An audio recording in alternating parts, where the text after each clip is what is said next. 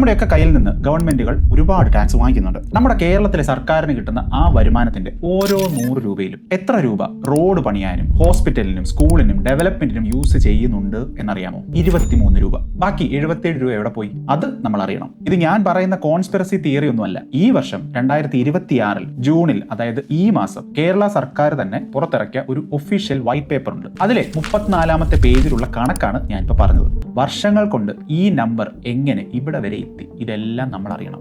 ഒരു സിമ്പിൾ നമ്പറിൽ നിന്ന് നമുക്ക് ആദ്യം തുടങ്ങാം. ഈ വർഷം 2025-26 കേരള സർക്കാരിന്റെ കയ്യിലേക്ക് വരുന്ന മൊത്തം വരുമാനം ഏകദേശം 1,53,000 കോടി രൂപ. എന്ന് വെച്ചാൽ 1.5 ലക്ഷം കോടി രൂപ. വലിയ നമ്പറാണ് അല്ലേ? പക്ഷേ ഇത്ര വലിയൊരു റവന്യൂ ഉണ്ടായിട്ടും നമ്മുടെ കേരളത്തിന്റെ പ്രശ്നങ്ങളൊന്നും മാറ്റാൻ സാധിക്കാത്തത് എന്തുകൊണ്ടാണ്? ഇത് മനസ്സിലാക്കാനായിട്ട് ഈ പണത്തിനെ ഞാൻ 3ആയിട്ട് മുറിക്കാൻ പോകുന്നു. ഒന്നാമത്തെ കഷ്ണം സാലറീസ്. സർക്കാർ ജീവനക്കാരുടെ ശമ്പളം, അധ്യാപകർ, പോലീസ്, സെക്രട്ടേറിയറ്റ് സ്റ്റാഫുകൾ, ഡോക്ടേഴ്സ്, നഴ്സസ്, ക്ലർക്സ്, ഇവരൊക്കെ ജോലി ചെയ്യുന്നു. അതിന് നമ്മൾ സാലറി കൊടുക്കണം. ഇതൊരു വേസ്റ്റ് അല്ല. ഈ ആളുകളൊന്നും ഇല്ലാതെ സ്കൂളുകളും ഹോസ്പിറ്റലുകളും ഒന്നും നടക്കാൻ പോകുന്നില്ല. 2024-25 ഇത് ഏകദേശം 40,000 കോടി രൂപയാണ്. സർക്കാർ വരുമാനത്തിന്റെ 30% ഭാഗം. അപ്പൊ സർക്കാരിന് കിട്ടുന്ന ഓരോ 100 രൂപ വരുമാനത്തിലും 30 രൂപ ഇങ്ങനെ സാലറി ആയിട്ട് പോകുന്നു. ഇനി രണ്ടാമത്തെ കഷ്ണം പെൻഷനുകൾ. റിട്ടയർ ആയ സർക്കാർ ജീവനക്കാർക്ക് കൊടുക്കുന്ന പെൻഷൻ. 30-35 വർഷം ജോലി ചെയ്ത ആളുകൾ റിട്ടയർ ആയ ശേഷം അവർക്ക് കൊടുക്കേണ്ട ഡിഫേർഡ് ആയിട്ടുള്ള കോമ്പൻസേഷൻ ആണിത്. ന്യായമായിട്ടും അവർക്ക് അർഹതയുള്ള പണം. പക്ഷേ ആ എമൗണ്ട് ഏകദേശം 28,000 കോടി രൂപ വരും. അതായത് ബഡ്ജറ്റിന്റെ ഏകദേശം 21%. ഇത് ഓരോ വർഷവും കൂടി വരുന്നുണ്ട്. അതിന്റെ കാരണം ഞാൻ ഈ പറയുന്ന കാര്യങ്ങളൊക്കെ പറഞ്ഞു കഴിഞ്ഞ് എക്സ്പ്ലെയിൻ ചെയ്യാം. അപ്പോൾ സാലറി 30 രൂപ പോയി, പെൻഷൻ 21 രൂപ പോയി. ഇതുവരെ 100 രൂപയിൽ 51 രൂപ കഴിഞ്ഞു. അതായത് പകുതിയുടെ മുകളിൽ കഴിഞ്ഞു. ഇനി മൂന്നാമത്തെ കഷ്ണം, ഇതാണ് ഏറ്റവും വേദനിപ്പിക്കുന്ന ഒരു ഭാഗം, ഇൻട്രസ്റ്റ്. കേരളത്തിന് കുറച്ചേറെ കടങ്ങളുണ്ട്. ആ കടത്തിന്റെ പ്രിൻസിപ്പിൾ അല്ല, വെറും പലിശ ഒരു വർഷം ഏകദേശം 29,000 കോടി രൂപ ഉണ്ട്. അതായത് 21%. ഇത് വെറും പലിശ മാത്രമാണ് എന്ന് ഓർക്കണം. ഈ 29,000 കോടി രൂപ ഒരു വർഷം അടച്ചാലും കടം കുറയുന്നില്ല. അടുത്ത വർഷവും ഇതേ പലിശ തന്നെ നമ്മൾ റിപ്പീറ്റ് ചെയ്യേണ്ടതായിട്ട് വരും. ഇനി ഇത് മൂന്നും നമുക്ക് കൂട്ടി നോക്കാം. സാലറി 40,000 കോടി, പെൻഷൻ 28,000 കോടി, ഇൻട്രസ്റ്റ് 29,000 കോടി. ടോട്ടൽ എല്ലാം കൂടെ കൂട്ടി വരുമ്പോൾ 97,000 കോടി രൂപ. വിവരമുള്ള ഇക്കണോമിസ്റ്റുകൾ ഇതിനെ കമ്മിറ്റഡ് എക്സ്പെൻഡിച്ചർ എന്ന് വിളിക്കും. അതായത് സർക്കാർ ഓൾറെഡി കമ്മിറ്റ് ചെയ്ത ചെലവുകൾ. ഇത് ഒഴിവാക്കാൻ പറ്റില്ല. ഇനി എന്തെങ്കിലും ഒരു പുതിയ പദ്ധതി കൊണ്ടുവരികയാണെങ്കിലും തുടങ്ങുകയാണെങ്കിലും അതിന് മുമ്പ്, അത് ചിന്തിക്കുന്നതിന് മുമ്പ് തന്നെ ഈ 97,000 കോടി പോയി കഴിഞ്ഞു. അതിൽ നമുക്ക് തൊടാൻ പോലും പറ്റില്ല. അപ്പോൾ ഇത് നമ്മുടെ ടോട്ടൽ റവന്യൂവിന്റെ 77%. വൈറ്റ് പേപ്പറിൽ പേജ് 34 കൃത്യമായി പറയുന്നുണ്ട്. ബാക്കി 23 രൂപ. ആ 23 രൂപ കൊണ്ടാണ് കേരളത്തിലെ മുഴുവൻ സ്കൂളുകളും ഹോസ്പിറ്റലുകളും റോഡുകളും പാലങ്ങളും കുടിവെള്ളവും വയനാടിൽ ഉണ്ടായതുപോലെ ദുരന്തം വന്നാൽ അതിന്റെ റീഹാബിലിറ്റേഷനും എല്ലാം നടത്തേണ്ടത്. 100ൽ 23 രൂപ. ഇനി പെട്ടെന്ന് നമ്മൾ നാഷണൽ ആവറേജ് ഒന്ന് നോക്കിക്കഴിഞ്ഞാൽ നാഷണൽ ആവറേജ് 54 രൂപയാണ്. വൈറ്റ് പേപ്പർ പേജ് 63 ഇത് പറയുന്നുണ്ട്. കേരളത്തിന് 23, ബാക്കി ഇന്ത്യയുടെ ആവറേജ് 54. ഒന്ന് ഓർത്ത് വയ്ക്കുക. ഇതിനിടയിൽ ഒരു കാര്യം അക്നോളജ് ചെയ്യാതെ പോകാൻ സാധിക്കില്ല.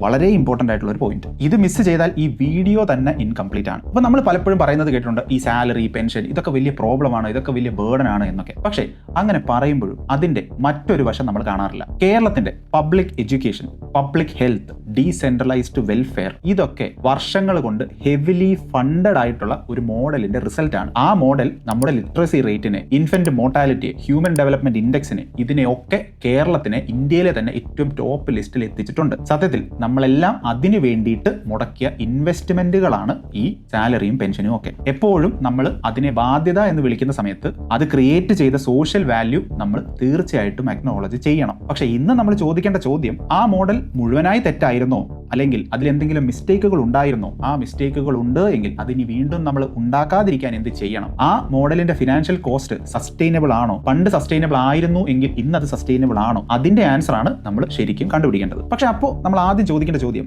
ഈ നമ്പേഴ്സ് എല്ലാ കാലത്തും ഇതുപോലെ തന്നെ ആയിരുന്നോ എന്നുള്ളതാണ്. അതിന്റെ ഉത്തരം ഇതൊരു റാച്ചറ്റ് പോലെയാണ്. നിങ്ങൾക്ക് എല്ലാവർക്കും റാച്ചറ്റ് എന്താണ് എന്ന് അറിയും എന്ന് ഞാൻ വിശ്വസിക്കുന്നു. അത് ഒരു ഡയറക്ഷനിലേക്ക് മാത്രം മൂവ് ചെയ്യുന്ന ഒരു മെക്കാനിസമാണ്. അത് മുന്നോട്ട് പോകും, പക്ഷെ പിന്നോട്ട് വരില്ല. ഓരോ ഷോക്ക് ഉണ്ടാകുമ്പോഴും ഈ നമ്പർ ഒരു പടി മുന്നോട്ട് കയറും. പക്ഷെ അത് കഴിഞ്ഞ് ആ ലെവലിൽ തന്നെ ഫിക്സ് ആയിട്ട് നിൽക്കും. വൈറ്റ് പേപ്പറിന്റെ 63ാമത്തെ പേജിൽ ഈ ഡാറ്റ ക്ലിയർ ആയിട്ട് മെൻഷൻ ചെയ്തിട്ടുണ്ട്. 2015-2016 ഈ കമ്മിറ്റഡ് എക്സ്പെൻഡിച്ചർ എന്ന് പറയുന്നത് 69.5% അന്നും അത് ഹൈ തന്നെയാണ്. പക്ഷേ 77% അല്ലായിരുന്നു. 2025-2026 അത് 77% മാറി. നമ്മൾ അത് ഓൾറെഡി കണ്ടു. 10 വർഷം കൊണ്ട് 7 തൊട്ട് 8% അതിൽ വർധന ഉണ്ടായിരിക്കുന്നത്. ഇനി ഏറ്റവും ഇൻട്രസ്റ്റിംഗ് ആയിട്ടുള്ള ഭാഗം, ഈ 3 കഷ്ണങ്ങൾ ഒരുപോലെ അല്ല ഈ കഴിഞ്ഞ കാലയളവിൽ മൂവ് ചെയ്തത്. സാലറി സത്യം പറഞ്ഞാൽ കുറയുകയാണ് ഉണ്ടായത്. 34.5% 2015-16 കാലഘട്ടത്തിൽ. അത് 30% കുറയുകയാണ് 2025-26 കാലഘട്ടത്തിൽ സംഭവിച്ചത്. അപ്പോൾ സർക്കാർ ജീവനക്കാരുടെ ശമ്പളം കൂടുകയല്ല, ആ ആർഗ്യുമെന്റ് റോങ് ആണ്, അത് ഡേറ്റ സപ്പോർട്ട് ചെയ്യുന്നില്ല.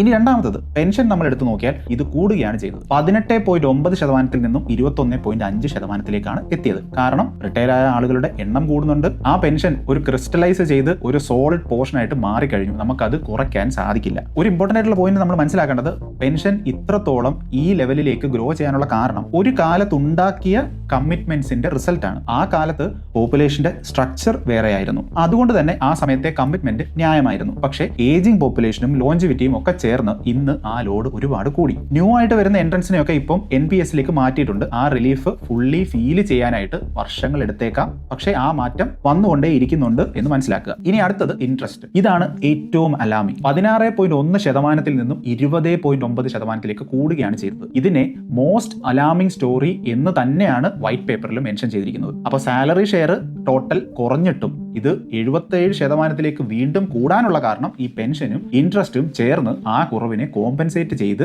അതിനേക്കാൾ കൂടിയത് കൊണ്ടാണ്. ഇവിടെ ഇമ്പോർട്ടന്റ് ആയിട്ടൊരു കാര്യം പറയാനുള്ളത്, ഇത് പ്യുവർലി പൊളിറ്റിക്കൽ പ്രോമിസസിന്റെ ഒരു റിസൾട്ട് മാത്രമല്ല. Ageing population, rising health care കോസ്റ്റുകൾ, ഇൻഫ്ലേഷൻ, പീരിയോഡിക് പേ റിവിഷൻ, ഇതൊക്കെ ചേർന്നുണ്ടാക്കിയ ഒരു ഭാരം മാത്രമാണ്. പൊളിറ്റിക്കൽ ഡിസിഷൻസ് ഒരു ഫാക്ടർ ആയിരിക്കാം, പക്ഷേ അത് ഒരു ഫാക്ടർ മാത്രമാണ് എന്ന് മനസ്സിലാക്കുക. പിന്നെ കോവിഡ് വന്നത് ഒരു വലിയ ഫാക്ടറാണ്. 2020-2021 ഒരുപാട് കടകൾ പൂട്ടി, ബിസിനസ്സുകൾ നിന്നു, GST കളക്ഷൻ ഇടിഞ്ഞു, വരുമാനം കുറഞ്ഞു. പക്ഷേ സാലറി, പെൻഷൻ, ഇൻട്രസ്റ്റ് ഇതൊന്നും നമുക്ക് നിർത്താനോ മാറ്റാനോ പറ്റില്ല. വരുമാനം താഴേക്കാണ് പോയത്, കമ്മിറ്റഡ് എക്സ്പെൻഡിച്ചർ അതേപോലെ തന്നെ നിന്നു. ഇത് മാത്രമല്ല, വൈറ്റ് പേപ്പറിന്റെ 61-ാമത്തെ പേജിൽ പറയുന്നുണ്ട്, ജീവനക്കാരുടെ DA, പെൻഷനേഴ്സിന്റെ DR 2021 ജനുവരി മുതൽ കൊടുക്കാൻ പറ്റാതെ കിടക്കുന്നു. ആ കുടിശ്ശിക ഏകദേശം 36,000 കോടി രൂപയുണ്ട്. അങ്ങനെ മൊത്തം ഇൻഹെറിറ്റഡ് ആയിട്ടുള്ള അരിയേഴ്സ് 48,733 കോടി രൂപ. ഇന്നത്തെ നമ്മുടെ സ്ട്രെസ്സിനെ നാളത്തേക്ക് ഷിഫ്റ്റ് ചെയ്തു എന്ന് മാത്രം. ഇതാണ് ഞാൻ പറഞ്ഞ റാച്ചറ്റ്. കോവിഡ് ഒരു പടി മുകളിലോട്ട് കൊണ്ടുപോയി, പേ കമ്മീഷൻ വേറൊരു പടി മുകളിലോട്ട് കൊണ്ടുപോയി, കടം ഓരോ വർഷവും ഓരോ പടി വീതം നമ്മളെ മുന്നോട്ട് കൊണ്ടുപോകുന്നു. ഒരിക്കലും ഈ കടവും ബാധ്യതകളും പുറമോട്ട് വന്നില്ല. ഇവിടെ ഞാൻ ചെറിയൊരു കമ്പാരിസൺ കൂടെ പറയാം, അത് വളരെ പവർഫുൾ ആണ്.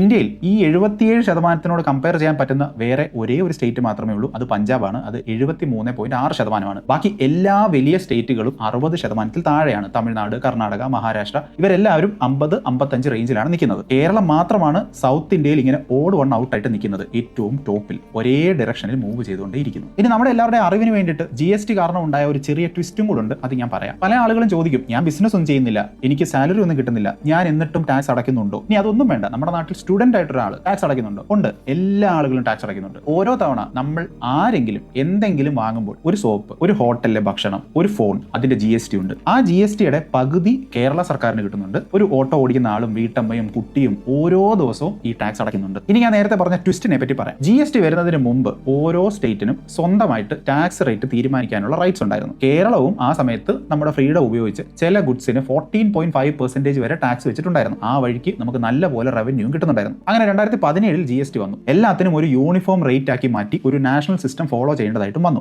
ഓരോ സ്റ്റേറ്റിനും സ്വന്തമായിട്ട് ഒരു റേറ്റ് സെറ്റ് ചെയ്യാൻ പറ്റില്ല. അങ്ങനെ കേരളത്തിന്റെ ആ ഒരു അഡ്വാൻറ്റേജ് നഷ്ടപ്പെട്ടു. റേറ്റുകൾ കുറഞ്ഞു, റവന്യൂ കുറഞ്ഞു. ഇന്ന് നമ്മൾ കേരളയുടെ GST കളക്ഷൻ എക്കണോമിയുടെ സൈസിനെ വെച്ച് കമ്പയർ ചെയ്താൽ മറ്റ് സ്റ്റേറ്റുകളുടെയൊക്കെ പുറകിലാണ് എന്ന് വേണമെങ്കിൽ പറയാം. 2017-നെ വെച്ച് നോക്കുമ്പോൾ ആ ഗ്യാപ്പ് വീണ്ടും കൂടുകയാണ് ചെയ്തത്. ഇതും വൈറ്റ് പേപ്പറിൽ പറഞ്ഞിട്ടുണ്ട്. പിന്നെ ഒരു കാര്യം കൂടെ പറയണം, GST വരുന്ന സമയത്ത് കേന്ദ്രം ഒരു വാക്ക് കൊടുത്തിട്ടുണ്ടായിരുന്നു, അടുത്ത 5 വർഷം ഈ GST അല്ലെങ്കിൽ ഈ ടാക്സ് കളക്ഷൻ കാരണം ഉണ്ടാവുന്ന റവന്യൂ കുറവ് അവർ കോമ്പൻസേറ്റ് ചെയ്യുമെന്ന്. അപ്പൊ കേരളത്തിന് ഓരോ വർഷവും ഇങ്ങനെ ആയിരക്കണക്കിന് കോടി രൂപ കേന്ദ്രത്തിൽ നിന്ന് കിട്ടുന്നുണ്ടായിരുന്നു. പക്ഷേ 5 വർഷം കഴിഞ്ഞു 2022 ആയപ്പോഴേക്ക് ആ കോമ്പൻസേഷൻ അങ്ങനെ നിൽക്കുകയും ചെയ്തു. ആ ഒരു സോഴ്സ് ഓഫ് ഇൻകത്തിനെ നികത്താനായിട്ട് നമുക്ക് ഇപ്പോഴും സാധിച്ചിട്ടില്ല. ഒരൊറ്റ വരിയിൽ പറഞ്ഞു കഴിഞ്ഞാൽ നമ്മുടെ എക്സ്പെൻഡിച്ചറും പ്രഷറും ഒക്കെ കൂടിക്കൊണ്ടേയിരുന്നു. പക്ഷേ ആ റവന്യൂ സൈഡിൽ ഉണ്ടായിരുന്ന ഒരു സപ്പോർട്ടും കൂടെ നമുക്ക് നഷ്ടപ്പെട്ടു. അപ്പോൾ ഇത്രയൊക്കെ കേൾക്കുമ്പോൾ നമ്മൾ എല്ലാവരും പെട്ടെന്ന് ചിന്തിക്കുന്നത്, എങ്ങനെ ഇത് ഇവിടെ വരെ എത്തി? ഒരു ഫാമിലി ബഡ്ജറ്റിന്റെ ഒരു അനോളജി നമുക്ക് എടുത്ത് നോക്കാം. ഒരു ഫാമിലി ഒരു മാസം 1 ലക്ഷം രൂപ അവർക്ക് ഇൻകം ഉണ്ടെന്ന് കരുതുക. അവരുടെ ഒരു നല്ല കാലത്ത് കുറേ ജോലിക്കാരെ വെച്ചു, നല്ല ശമ്പളം കൊടുത്തു, റിട്ടയർ ആയാൽ പെൻഷൻ കൊടുക്കാമെന്ന് വാക്ക് കൊടുത്തു. ന്യായമായ ഡിസിഷൻ, ഇൻകം ഉണ്ടായിരുന്ന കാലത്ത്. പക്ഷേ പിന്നീട്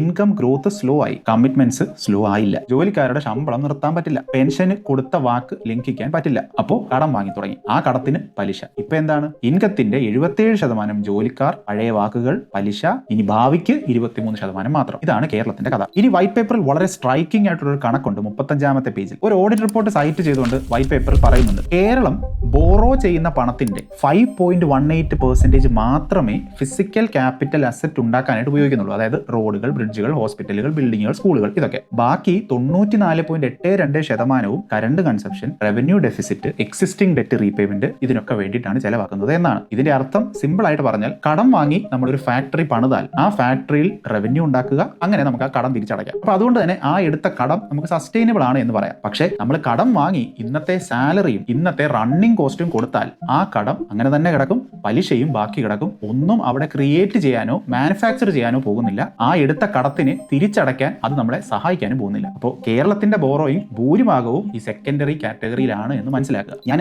വീണ്ടും പറയുന്നു, ഇതൊരു പെർട്ടിക്കുലർ പാർട്ടിയുടെ കുറ്റമൊന്നുമല്ല. പൊളിറ്റിക്സ് മാറ്റി വെച്ചാലും ഇതാണ് നമ്മുടെ ഇക്കണോമിക്സിന്റെ റിയാലിറ്റി. അപ്പോൾ നമ്മുടെ ഈ പ്രിയപ്പെട്ട കേരളത്തിന്റെ ആ ഒരു ഫിനാൻഷ്യൽ സ്റ്റേറ്റസ് എന്താണ് എന്നൊന്ന് കാണിക്കാൻ വേണ്ടിയിട്ടാണ് ഞാൻ ഈ വീഡിയോ ചെയ്തത്. പക്ഷേ ഇതിനു വേണ്ടിയിട്ട് നമുക്ക് എന്തൊക്കെ ചെയ്യാൻ സാധിക്കും? റിയലിസ്റ്റിക് ആയിട്ടുള്ള ഒരുപാട് കാര്യങ്ങളുണ്ട്. പല ഇക്കണോമിസ്റ്റുകളും പല ലോക രാജ്യങ്ങളും ഈ തരത്തിലുള്ള പ്രശ്നങ്ങളൊക്കെ ഫേസ് ചെയ്ത സമയത്ത് അവരുടെ മുന്നിൽ വെച്ച പലതരത്തിലുള്ള സൊല്യൂഷൻസ് ഒക്കെ ഉണ്ട്. ഇതിനെ ഒന്നും അഡ്വക്കേറ്റ് ചെയ്യാൻ എനിക്കറിയില്ല, കാരണം എനിക്ക് അത്രത്തോളം അറിവൊന്നുമില്ല. പക്ഷേ ഒരു കാര്യം റവന്യൂ ഗ്രോ ചെയ്യുക എന്നുള്ളത് തന്നെയാണ്. അതായത് നമ്മുടെ എക്സ്പെൻഡിച്ചർ ഗ്രോ ചെയ്യുന്നതിലും വേഗത്തിൽ റവന്യൂ ഗ്രോ ചെയ്യാനുള്ള മാർഗ്ഗങ്ങൾ കണ്ടെത്തുക എന്നുള്ളതാണ്. പുതിയതായിട്ടുള്ള industries, employment, tax base expand ചെയ്യുക, ഇതൊക്കെയാണ് ആ റൂട്ടുകൾ. ഇനി രണ്ടാമത് ചെയ്യാൻ പറ്റുന്നത് ബോറോയിങ്ങിന്റെ ഡയറക്ഷൻ മാറ്റുക എന്നുള്ളതാണ്. 5% ഫിസിക്കൽ ക്യാപിറ്റലിലേക്ക് എങ്ങനെയെങ്കിലും കൊണ്ടെത്തിക്കാൻ ശ്രമിക്കുക. നമ്മൾ നേരത്തെ പറഞ്ഞ പോലെ ഫിസിക്കൽ ക്യാപിറ്റലിൽ ഇപ്പോൾ പോകുന്ന 5% ആണ് എങ്കിൽ അത് അവിടെ നിന്നും ഒരുപാട് മുന്നോട്ട് റേസ് ചെയ്യാൻ ശ്രമിക്കുക. നമ്മൾ എടുക്കുന്ന ഓരോ രൂപ കടവും എന്തെങ്കിലുമൊക്കെ പുതിയതായിട്ട് ക്രിയേറ്റ് ചെയ്യണം. ഇനി മൂന്നാമത് ഫ്യൂച്ചർ പെൻഷൻ ബേർഡൻ നമ്മൾ സ്ലോ ഡൗൺ ചെയ്യാൻ ശ്രമിക്കുക. NPS ട്രാൻസാക്ഷൻ ഓൾറെഡി സ്റ്റാർട്ട് ചെയ്തിട്ടുണ്ട്. 5-10 വർഷങ്ങൾക്കുള്ളിൽ തന്നെ ആ റിലീഫ് ഫീൽ ചെയ്ത് തുടങ്ങും. പക്ഷേ നമ്മുടെ ആ പോക്ക് ഡയറക്ഷൻ കറക്റ്റ് ആണ് എന്ന് തന്നെയാണ് തോന്നുന്നത്. ഇതെല്ലാം പൊളിറ്റിക്കലി വളരെ ഡിഫിക്കൽട്ട് ആയ ഡിസിഷൻ ആണ്. ഡിഫിക്കൽട്ട് ആണ്, പക്ഷേ ഇമ്പോസിബിൾ അല്ല. എങ്ങനെ കേരളം ഇത് വർക്കൗട്ട് ചെയ്യണം എന്ന് പലപ്പോഴായിട്ട്